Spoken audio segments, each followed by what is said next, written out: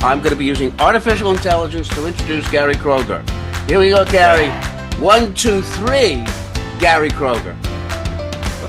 That was artificial intelligence? Yeah, well, we haven't worked out all the kinks. See if it was really artificial intelligence. All right, so you just counted me in. 1, 1, 2, 3, and here I am. Welcome to the Gary and Kenny Show, ladies and gentlemen. I am Gary Kroger in Waterloo, Iowa, and I am joined as always by Ken Seisler, somewhere in Calabasas, California. Somewhere in Calabasas, California. Do you know who died? OJ died. OJ died. Yeah. And this is what I have to say about that. Yeah. Fuck him. If the coffin doesn't fit, you must cremate. You must cremate. Oh, not bad. Oh, who is this voice that we hear joining us, Kenny? Well, let's bring him out. Ladies and gentlemen. That sounds to me like the voice. Why were you not a VJ, Ken Seisler?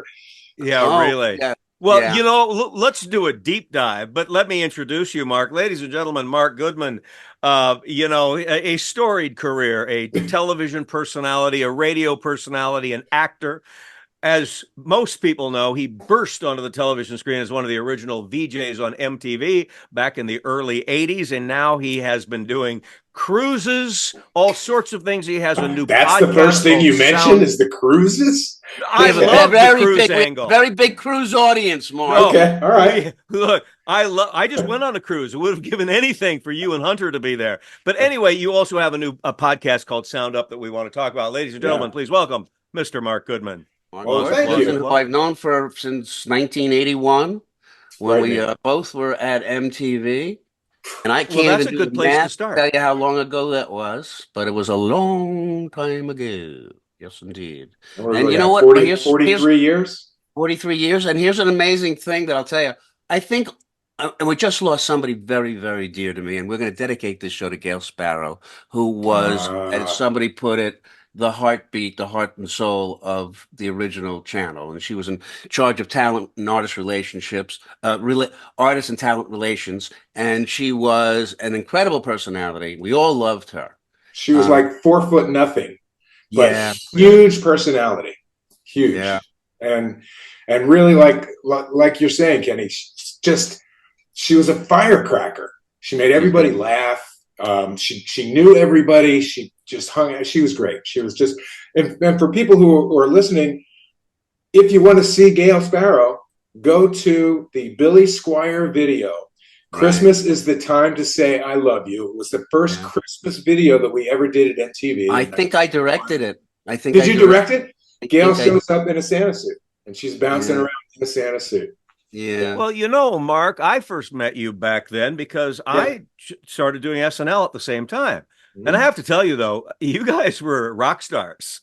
You know, I would go, and Alan Hunter and I became good friends. But I met you, and I think I even tried to date Martha at some point. You know, whatever. I'll get in line for that. We did our share of MTV parodies and so on. But, you know, it was a real thrill to meet you then. And it's nice to see you're a little grayer today than that curly white man's afro that you used to sport. Exactly. You can call it the Jufro. It's cool. Would you? Okay. So, I'm allowed to call it a Jufro. Well, now, Mark, you've been at Sirius Radio for how many years? 20 years. So, wow, that's amazing. Yeah, 20 years. Yeah, okay. So that's the longest job I've ever had. Yeah, longer than MTV. I guess so. Right? Oh, my God, MTV was, it was 1981 we launched. Excuse me. And the summer of 1987, I quit and I moved to LA and came back. They didn't want me to quit. And right. I remember that time. I came back once a month to do a week's worth of shows. So I was there. And then after that, I was just doing interviews and press conferences and stuff for them. I would host those things. So through 89, I was there. So now is yours, how many channels are on Sirius Radio? Nobody knows.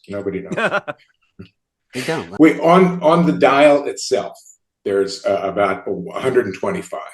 But now we have what's called the app only channels. And so that means all in, as I understand it, we have on the order of 750 channels. Wow. because there's a ton on the app, like every imaginable permutation, genre of music, combinations of hits, anything you could imagine. There's a channel for that. Well, that leads into my question. Speaking of genres, because Mark, you're so closely identified with the 80s. You have franchised the 80s, MTV Jock, but then, your 80s cruises and things like that. People think, my wife said, oh yeah, Mark Goodman, literally the one of the iconic figures of the 80s. But we're all the same age. Our music was the 70s. Our coming of age music was the 70s.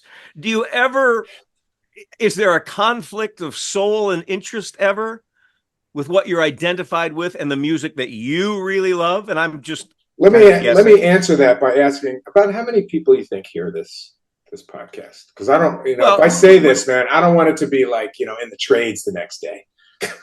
I think you're safe. Potentially 1,000 and potentially 4. All right. So potentially. I mean, besides us, we're on the DB network, which has a large subscriber base on Roku. Right. So we don't get numbers of that. I think you're safe. I'm kind of joking.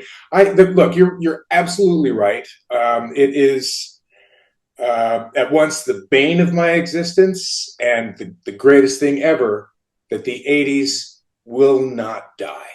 No, it's unfreaking believable. The cruise that we just did in March sold out and had been sold out since last year. The guys who run the company, who do these cruises, said to me, we're looking at what's happening, and we're looking at sales and stuff. Said we can do this cruise for another 10 years. Mm-hmm. And that's the life expectancy of all of us. Well, right. I'm hoping I get 10 in. Yeah. Hoping. Well, the idea when you go on these cruises, the audience, the people who are signing up are younger. They're getting a bit younger. Oh, really? Oh, they are. I was going to ask you whether or not it was a sad occasion to see everybody in their walker and their thing walking the decks. I would suggest something. Go on either thing. You go on the80scruise.com or go on thesandsrocks.com. That's the other 80s event that me and Alan do in November. And you look at what's going on. There ain't no walkers. Okay, can I ask you, can I get a discount because I know you, or something like that? Because no. Okay. So, Mark, chances of me going one of those things really slight. We'll move on, but I went on a cruise with my wife, and kind of were the cruise age. Are you guys just, again, rock stars? I mean, I would imagine that these people get very excited about your presence on their cruise. I mean, if the ship goes down, they get to say Yeah. I mean, that's for the cruise especially.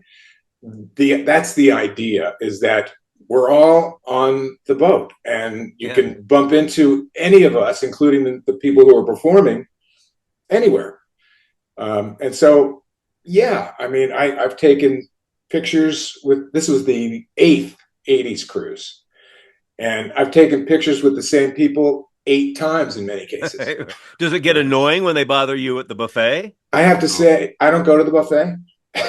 Of course because it's a little crazy up there. But I actually really enjoy the audiences that we have for both. And there's some overlap between these two events, but they are at the same time, they're very different. And in both, the cruise it's like a family. It sounds weird. No. But there's so many people that I see over and over again. And there's a bunch, like before I started doing either of these events, I was working with Rick Springfield. I did Rick Springfield getaways we just did the last one last year. So I was doing getaways with him for 12 years or something. So there's a lot of people who did that, who I later saw on the cruise. And there's people who are cruisers who I see at the Sands in Cancun. Yeah. So, and I'm wondering how these people afford this. I know. My brother and his wife are cruisers. They go 6 times a year. I don't know how. If you're a cruise person, you're a cruise person. Yeah. Let's go back to radio, or is it Sirius consort? Is Sirius considered radio? Oh, sure. It's satellite radio. As opposed to what? As opposed to Spotify. That's not radio. No, it's not. No. Spotify is Spotify. Well, I got to tell you, do you guys have Spotify. radios? Who has a radio in their house? Well, agreed. That's why the satellite radio is so much better, because you can listen to it in the car. You can listen to it when you're walking through the park. You can listen to it sitting at home. I don't think I have grandchildren now. I don't think. Congratulations. That's pretty freaking crazy. Isn't it? I know. Apparently people are having sex with my kids. I had no idea this was wrong. Anyhow, but we digress. Well, I'm just saying, it's like, even like Pittman has his company is iHeartRadio. Right. Yeah. Right. But I don't think his grandson knows what a radio is. Well, despite what you may think or feel, radio is still, at last check, which was, I don't know, within the last 6 to 8 to 10 months that I've seen work on it, radio is still the #1 place where people consume music. Yeah, which is amazing to me, because I've never heard anybody say, "Oh, where'd you hear that?" And they go, "Oh, I heard it on the radio." I think you're living in a little bit of a tunnel there, because radio. Look, I was in advertising for the last 17 years when I left the business. Radio is still a reach medium. It's a huge reach medium, and the car alone is enough of a vehicle, no pun intended, to consume the radio. It's true. Car manufacturers are stopping putting radios in the car. Well, you just made that up. No, I did not make that up. And I know that they're backing off on AM. I know, and I mean now, and to counteract, we have a deal with every imaginable car manufacturer. Yeah, SiriusXM is in every car that you can possibly buy. But they're getting it, because it's a streaming service. Right, off the satellite. It's not streaming like Spotify is streaming. It's not broadcasting like radio, is my point. Well, it depends. I mean, it is through the air. I don't want to be. Listen, I don't want to be the guy to let you know, but I'm telling you. Yeah. Radio. I wouldn't use that word. Listen, do you walk into your house and remember like the radio receiver at your house? Your stereo radio receiver, and you go, "Oh, let me turn on the radio." I still have that. Music. I still have that. Well, yeah, but you still have that because you're whatever, but you don't need it. Because what? I wouldn't broadcast. I wouldn't use the newspaper anymore as my reach medium, but radio is still alive. Okay, I'll concede that. All I have in my car. I mean, I've got a radio. It's got the little knobs and everything, but Sirius is what I listen to because I have hundreds of channels. Okay, I will concede. That's a radio. I get it. I concede, but I want to know, Mark, what or how many what channel are you on?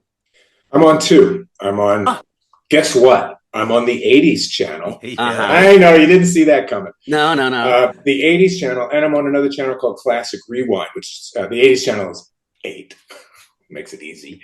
And the Classic Rewind, which is a rock channel. We break up the music channels into pop, rock, Latin, dance. So 80s is a pop channel, which means singles. There's another channel called, there's a channel called Alt Nation, which is a current channel, but First Wave is on channel 33. And First Wave is like classic MTV without Michael Jackson, without the R&B stuff. No Lionel Richie. We play Michael Jackson. We play on the 80s. Lionel Richie.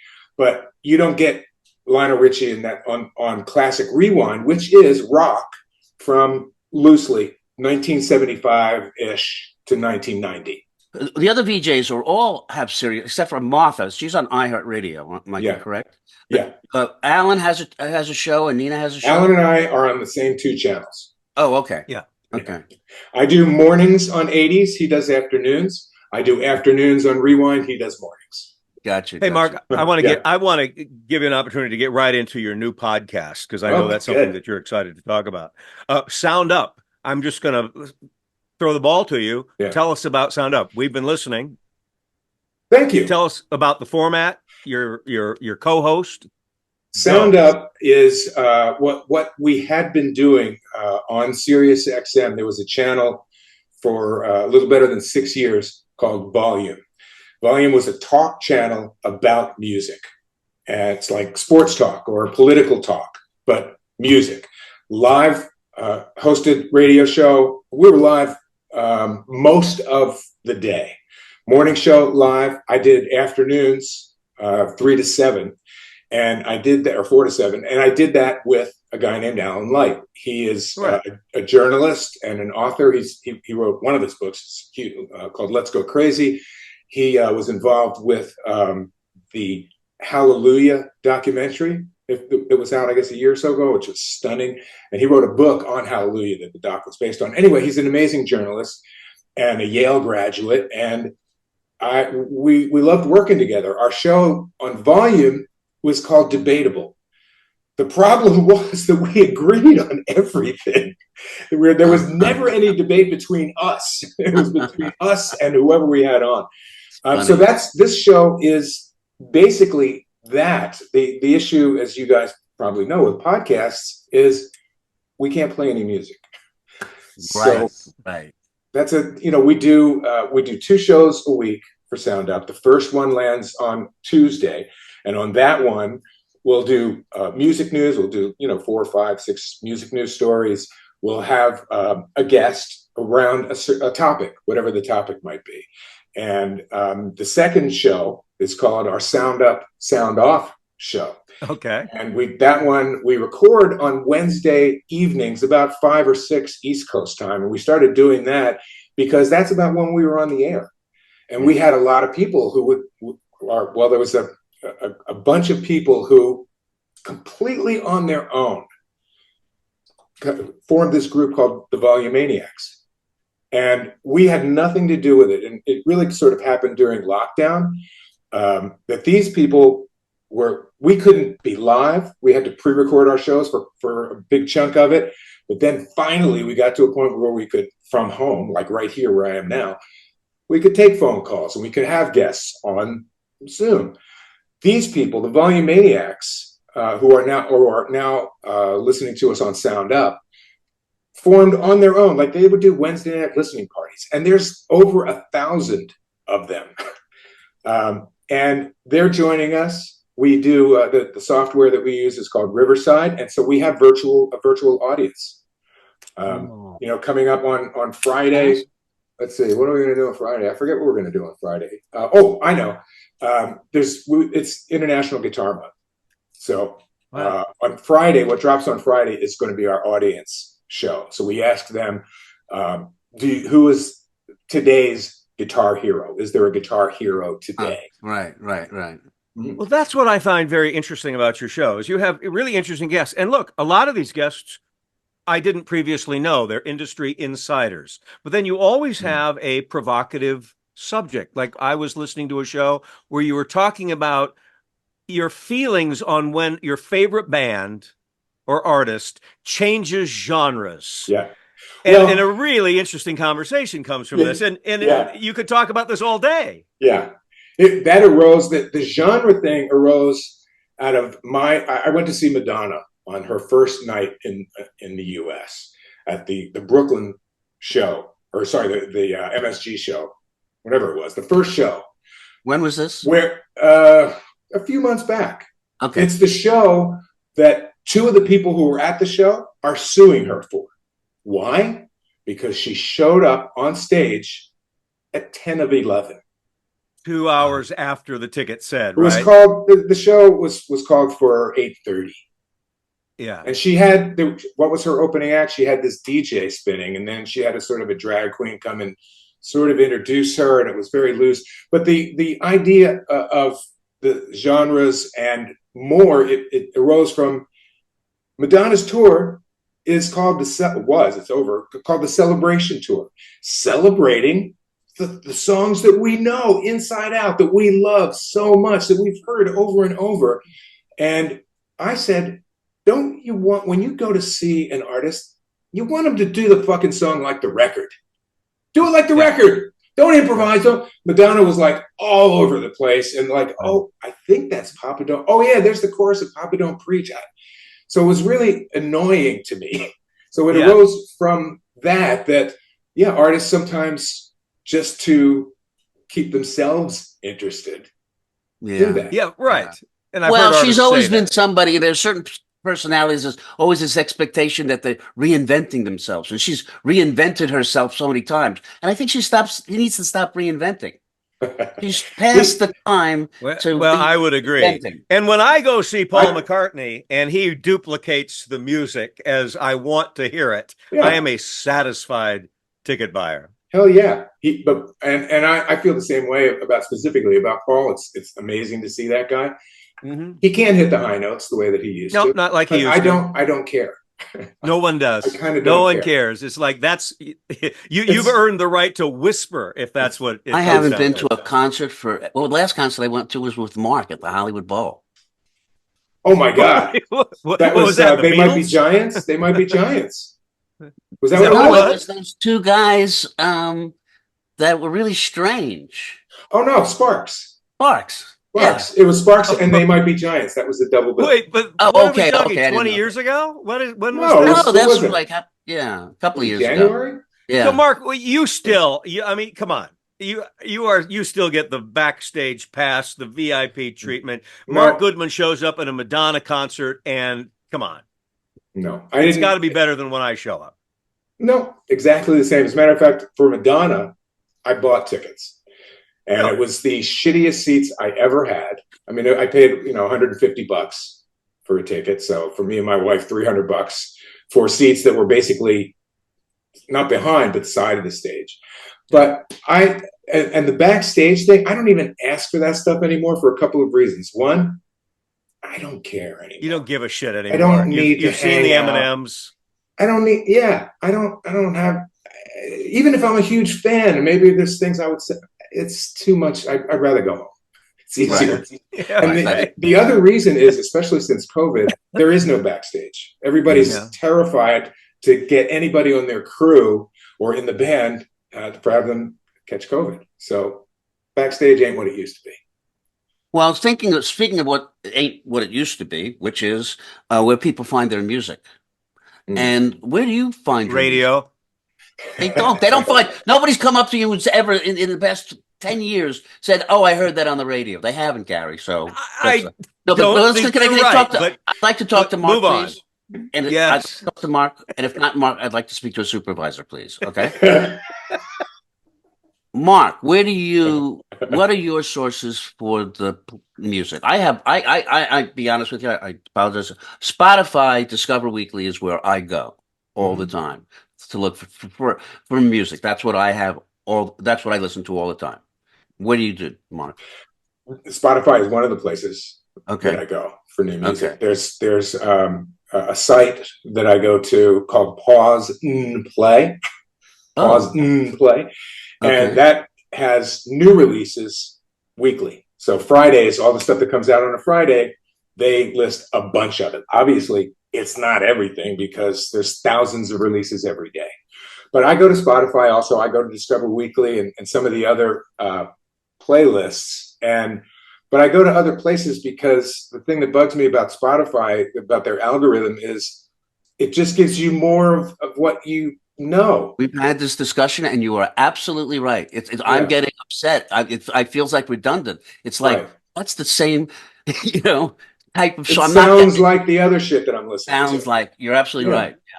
But the interesting thing is when I was doing volume, every day, 3 hours of live radio every day, I was doing a lot of research. We had guests, and I had to be up on everything in the music business, and so I was going on Spotify and I was playing all kinds of stuff because on the show, we did country, we did rap, we did hip hop, we did rock, we did metal, we did everything. We had all of those people as guests. So I'm listening to all of that. And that really made my feed, much, much better. Since I'm not on volume anymore, it's a little different. Mark, you started in radio, I mean, literally going back to the 70s, right? 1976. You've been in music for all these years, 43 years, knowing Kenny, for example. Are you still as excited about new artists and the culture of music as you've always been? Has that changed? Yeah, I mean, the reason that I got into radio is because I wasn't disciplined enough to teach myself to play an instrument. So I was too lazy. And I am all about new music. I am all about it. That's me too. I know people that, Gary, you'll listen to music from the past, right? You'll put on. I do too. I never do. I never. Always do. Loved all that, but I never put on, let's say, I don't know, a Bob Dylan album or a Stone. I don't. I just, to me, let me ask you this: do you have albums? Well, no, but I have access to the music like everybody else. I got. I don't know if you can't see it from here, but I got out there in the living room. I have, probably, I don't know, 2,000 albums and another 1,000 or so CDs. Mark, you know what I'm pointing at in my office right over here? A butcher cover. I have a Beatles butcher cover? Yeah, see? Wow. Someone like Mark knows the value of a butcher cover. Got it at a garage sale for 25 cents. It's pasted over. I was just about to say, what's the butcher block? But you can see them coming through over the years, and I was told, do not peel that off. Right. Okay, so people come over for dinner, Gary, and you go to your record collection and you put on what music? I put on Beatles. You would. I do. I put on Beatles. I put on old Stones. What music would you do, people, for just background music? What would your source be? Well, I use Alexa. I have to whisper or she'll come on. I choose music, whatever genre that I want. It could be 80s music. It could be Mozart. Right. It could be. Huh. But Mark, I also have Ringo Starr's cigarette ashes in my office back here. He smoked a cigarette in my office at SNL, and I kept his ashes in a coffee cup, and I still have them over here. That's really pathetic. That's sick, isn't it? He also has Cyndi Lauper's dildo, which I think is bizarre. I don't. That's did you leave that in your office also? Everybody comes over to see that. Yeah. I forgot what we were talking about. I know, but I want to hear more about Mark's enthusiasm for music. We'll get to Mark's enthusiasm in a minute. But here's a question I think is actually... Let's talk about Kenny's enthusiasm. Yeah, I think we should get there. Fair enough. Let's. When there were all these genres of music, first there was rock and roll, right? And then in our time, I remember I was going to NYU, and then all of a sudden there was punk music, okay? Right. And then that genre came up. And then, I don't know, R&B was, another shoot off of that, and then from R&B. No. You got maybe R&B was first. Existed. R&B existed, right? But then there was like the Nirvana music, grunge music, right? And then you had rap music. This was another kind of thing that was happening. It's kind of like identifying these new music forms. Yeah. Are we doing that anymore? Is there a new music form out there that people, oh wow, everybody's listening to this type of music? Is there a new classification? Yeah. I don't know if you consider it a new classification, but there are a lot of variations in the Latin music area, and Latinas and Latinos are huge right now, and people who are making Latin music and it Latin pop music I'm talking about. But that just feels like people are more open to international music, which I think is great. Not necessarily that a new kind of form or expression. Well, I think what you're looking for is, like, for example, like in the 90s into the 2000s, emo, that was a thing. Right. Shoegaze, that was a thing. Right. So those are kind of offshoot genres of rock and roll. Right. Americana used to be called folk music. Now it's called Americana. Okay. That is something. And the weird thing that's happening now, or the interesting thing, is rock and roll. The most rockin' songs that are coming out now are from country artists. Zach Bryan is phenomenal. I just saw Jason Isbell in the 400 unit. This guy, I've loved his songs and his lyrics. He's a genius with that. And I saw him play, and he is a shredder, man. He just rips that guitar. Let me tell you something, Mark. Back in the day, I used to hate country music, and I would tell people I hated the twangy country music. And now I have a lot of country. I'm a big fan of country music. Is it cyclical, or are all these things sort of going on simultaneously and one sort of rises to the top? And my observation is the fact that, my kids were sort of born during grunge, but now Mine too. they are really going back to melodic pop. They've always loved the Beatles, but they love all the new variations that really have a melody that you can attach yourself to, and lyrical poetry. I don't know if I have a question in there, but it seems like it's always all of these things, whether it's country, rock, acid, punk, et cetera, are always going on. Somebody catches on a little bit, it rises to the top, and then but it kind of depends. Billie Eilish? I want to hear what Mark has to say. Is Billie Eilish a genre? Her type of music? I mean, only because it's kind of she is. I guess. Alt. It's just alt. She is alt. Because it's not like I find myself like humming to a Billie Eilish song or going, But it is. Well, that's my you. Kids are listening that's to. you, man. There's plenty of other people, including me, who do. Okay. I mean, what was I made for? Was an insane, amazing song from. No, I agree. That's amazing. I agree. I think I'm a big fan of her voice, and I'm not saying that. I'm just saying there are certain artists that are very big that I couldn't necessarily say that I'm singing along. Well, you're addressing something that is a current or a new-ish sort of development, and it's because of all of the places that people can access music. What is happening now is you'll have a song that is number one, and half of the country won't even know it. We've never heard it. That would never have happened in the 60s, obviously, or the 70s, or the 80s, even. Certainly because not in the 80s. The radio, because radio, after we got established, first few years, they followed us. So, but now because there's so much, and because there's so many varied outlets. I mean, we just talked about Spotify, but I go to, and I mentioned that other place that I go to, Pause and Play, which is just, they don't play music there like Spotify. It's just a site to show you what's being released. I go to Bandcamp. There's a ton of stuff on Bandcamp, and I go to sites like that, as does everybody. And I know TikTok is a place where people are discovering music. Sad but true. That pisses me off because my daughter, I think we've talked about this, Ken, that my daughter lives out there, and she's been she wants to make it in music. She's a solo artist. She writes, she sings, she's done club gigs in the area and stuff. But she, through a series of things, we wound up getting her to be able to sit down with the CEO of Atlantic Records.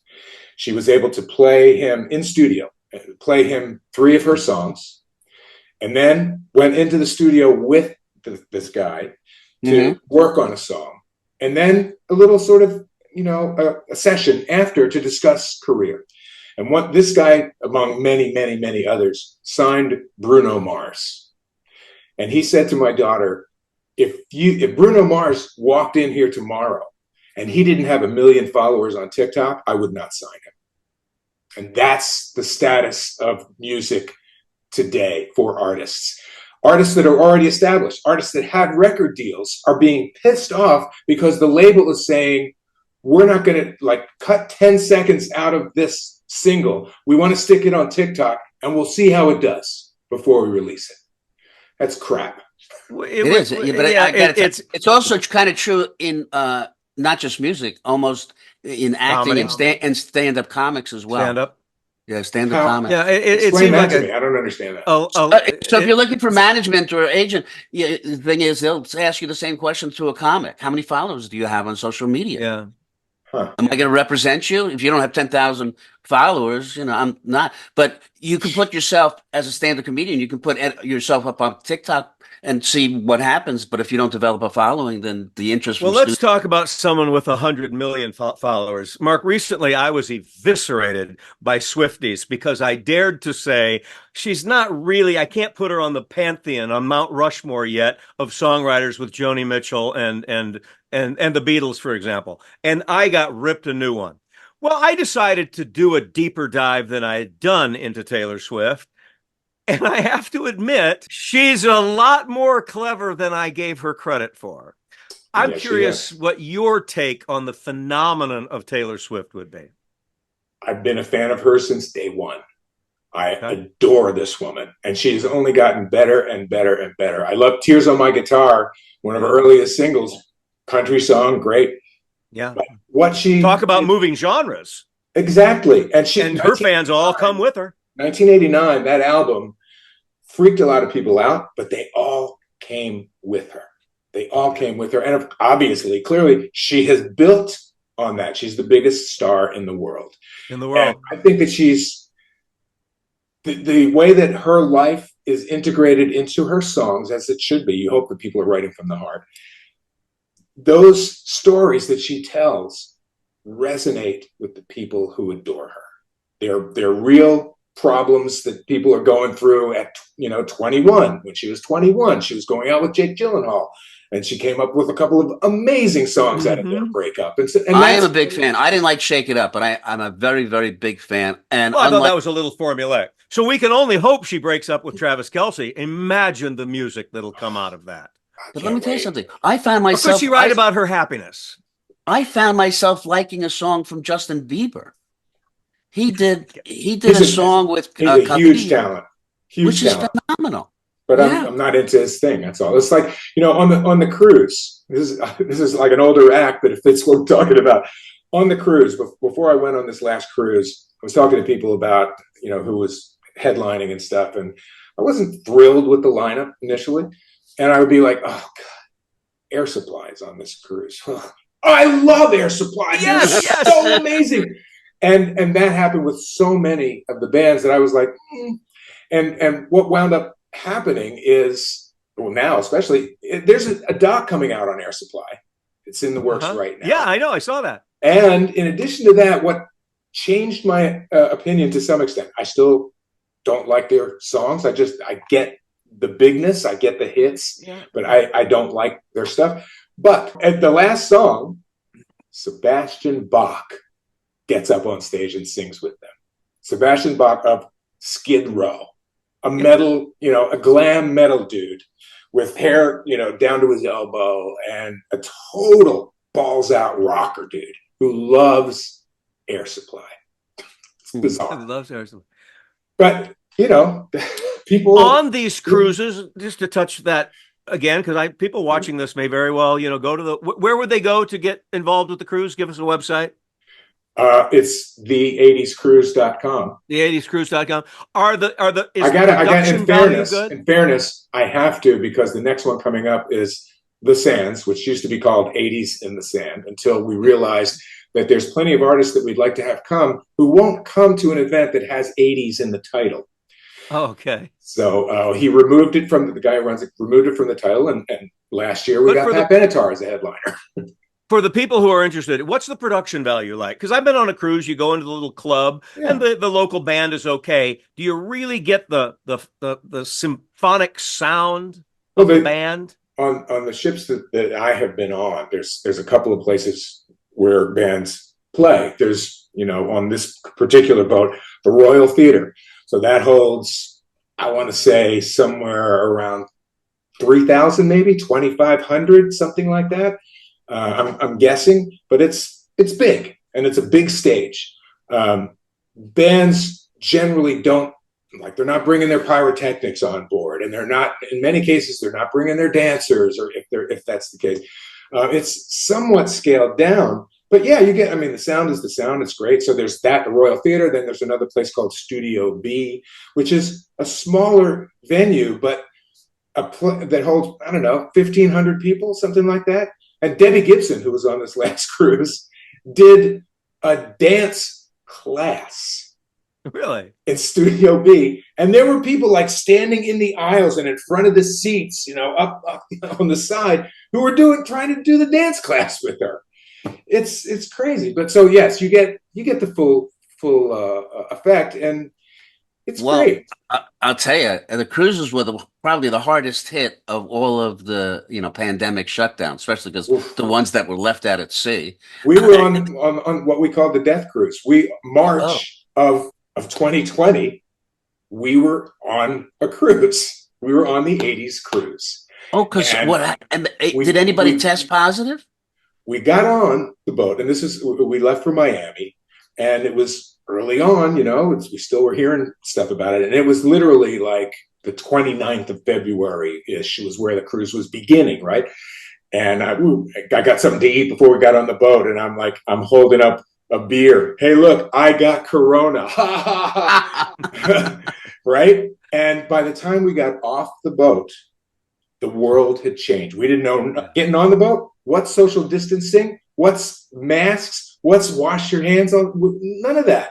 We got off, the world had changed. And we were happy that we were allowed to dock because we heard that there was a cruise ship that was out there for days. But yes, on Monday on the Facebook page, we docked on a Sunday. On Monday on the Facebook page, there was like 20 people. Oh, I got COVID. Then the next day there was 100. Oh, I got COVID. So yeah, a lot of people got it afterwards. But as soon as now that wide open, it's amazing to see how people are so anxious to get out. These cruises are booked. Oh yeah. Yeah. And there's a million of them. There's a million of them. Did you see that giant boat? What's it called? The Icon? Yes. Icon of the Seas or something like that. Yeah, but I want to be fair to the industry here because people do watch and they might be curious about taking the cruise. I took a cruise. I was cleaner and doctors and had to prove that I was COVID free and my wife were checked. It was like going to a hospital in a sense. We felt safe.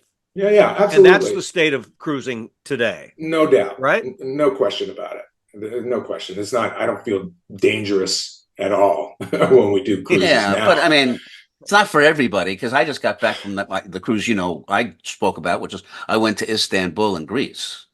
And see, now that's a completely different situation. And look, I'll be honest, I'm not a big fan of cruising. I'm just not. I don't get seasick. That's not my issue, but it's just not my thing. I like the beach. But there's plenty of people who adore cruising, and that's fine. It is what it is. We've got there's some militants out there, and that they say one of the biggest polluters of the ocean. Yes, but the cruise industry is recycling. They are turning that waste into organic. I got no idea food. about that. I have no idea. I mean, I'm sound like I have an investment. Listen, I'm just trying to stir up controversy here. I know you are. That's all. Well, speaking of stirring up controversy, before it's time to say adieu. Okay, you worked with Kenny for a lot of years. Give me some shit. Come on, give me some shit. What was Kenny? There's a great story. There's a great story. He hated me. He wrote a book. Oh, okay, please. An asshole. Kenny was an asshole? Did I call you an asshole in our book? Yeah, in the book. But I know why. I called you an asshole because you fucked me over with the Springsteen interview. What? You fucked me over with the Springsteen interview. Exactly. That's exactly. What'd he do? So I'm on television, right? And Bruce Springsteen is going to do his first television interview. And Kenny comes up with the fucking idea, why don't we just make this? Well, let's just focus on Bruce. You don't have to be on camera at all. Fuck you. I'll say it again. I love you. Fuck you. You didn't have to call me an asshole in a book. Well, I got more than I bargained for. You know what you should have done? You just should have done said some anonymous asshole. but you had my name. His name spelled right. Name spelled correctly. The E before the I. All right. Well, that's what I was looking for. No, but I will tell. I mean, listen. The truth of the matter is that I was young and I made a mistake, and I own up to that completely. So that was an absolute mistake. I've told that to Mark, and it is true. It was an error on my part. And it's so far in the rear view, I don't give a crap. I love you, Kenny. I'm so glad that after all these years, we're still friends. After that. No, well, you know what? That's a good point. It's not only us that is good friends, but it really is a true statement that I don't think there's anybody who was there from the original days of MTV that had a problem with anybody else. We're all very tight. We have reunions. It's nice to hear. All love each other. Since it is truly a family, and I'm so proud to be a part of it. It's really great. The only person I never got to know at all was Nina. I mean, I got to know you a little bit. I got to know Alan very well. We were great friends in New York. Nina was always on the reclusive side, very shy, very shy. So she sort of, she was out. We'd go to shows together. Like the five of us would go to shows together. But generally, she was in the background. She preferred the background. Well, it was quite a phenomenon. So, Mark, give us all your plugs. Sound up everything. Give us all the places to go to have the total Mark Goodman immersion. Can he tell a nice story about me?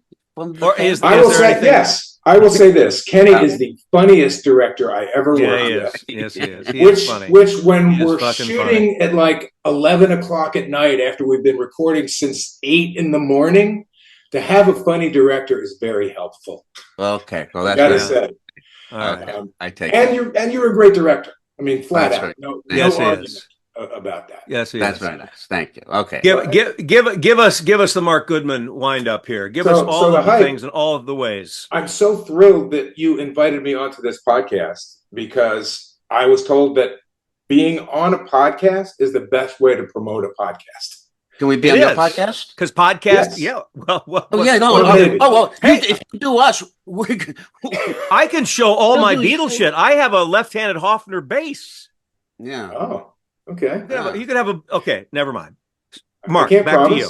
Can't promise. Well, brand new world. I've got a dildo signed by Cyndi Lauper. No, and you know what the other thing, Mark, is? You may be eligible now with your new podcast for the 1 millionth person to now have a podcast. Right. Dude, I can't believe I'm doing a podcast. I mean, all due respect to every podcaster on earth, including you guys. Yes. I don't understand the podcast. It has been, and we've been doing this since January. Okay. It's brand new. For me, podcasts, shitty radio. That's it. Well, you know what we do? We do the emphasis is not on our audio part. We do our emphasis for our YouTube. We like the visual. We like the visual aspect. Yeah, that's really what we promote. The YouTube. Is that why you're both we think we're aging well. So, Mark, again, wrap it up. Give us every way to find Mark Goodman. Sounduppod.com. Sounduppod.com. That's the website for the podcast. All the information you need is there. Connect@sounduppod.com is where you can email us. You can leave us voice messages. That's the place that you go if you want to be a part of our virtual audience. We record on Wednesday evenings. Well, I'll tell you something that I just interject quickly. You know, I used to get my music news when we do MTV. Yeah. I don't get music news anymore because there's no billboard. Sound Up. Don't cover it. Sound Up is for you. Well, you missed 6 years of incredible stuff on volume. We were all over everything in the business. And all your shows? So 80s, Sirius? So I'm on the big 80s on 8. That's where I started. That's where I'm going to die. I am there. And I'm on Classic Rewind. So 80s in the morning. I'm on 7 to 1 East Coast time.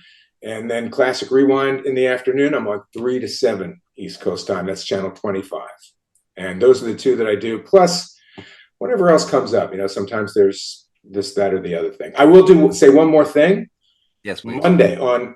Tuesday, this coming Tuesday. I'm not sure when this is. Give it a date because we don't know when this will be on. So give a date.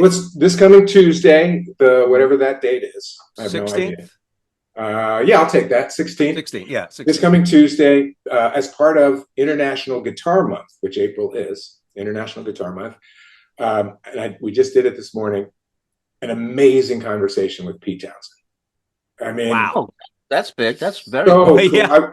I went last Thursday. I went to the opening of Tommy on Broadway. Was it phenomenal? Because I've seen phenomenal. Segments. I mean, the music is. I mean, the music is the music. It is. The music hasn't changed. The band, is what it is. I think, as I understand it, it's a bit different than the band was in the '93 production, but. There was a gathering after the opening, and I went and talked to Pete there. He was on our volume show a number of times. So we had a great conversation with him about guitars and about him smashing guitars. I was like, he's the perfect guy to have on International Guitar Month. No one treated a guitar worse than Pete Townsend. He said that he used to have to glue them back together for the next show before he could afford a lot of guitars. I want people to tune in on Tuesday. Tuesday it drops, and he talks about that and about some other stuff too. Yeah. Okay, and I want to push people toward your book, so that they can read that segment about Kenny. Yeah, and they can wait. If you hang on a second, I can get you the page. That would be. Hey, what's the name of the book? I think all you have to do. I know it came onto my radar, Mark. What is the name of your book? You have to do is you search asshole Ken Seisler, and it comes right up. It does come right up. It does. Right with up. Pictures. Amazing. All right. The book is called VJ, the Adventures of MTV, the Unplugged Adventures of MTV's First Wave. Very good. You guys, you're the best. So Mark, again, thank you for your time. Thank you for your insight into the music industry and letting us know what you are up to, sir. Kenny, always good to see you.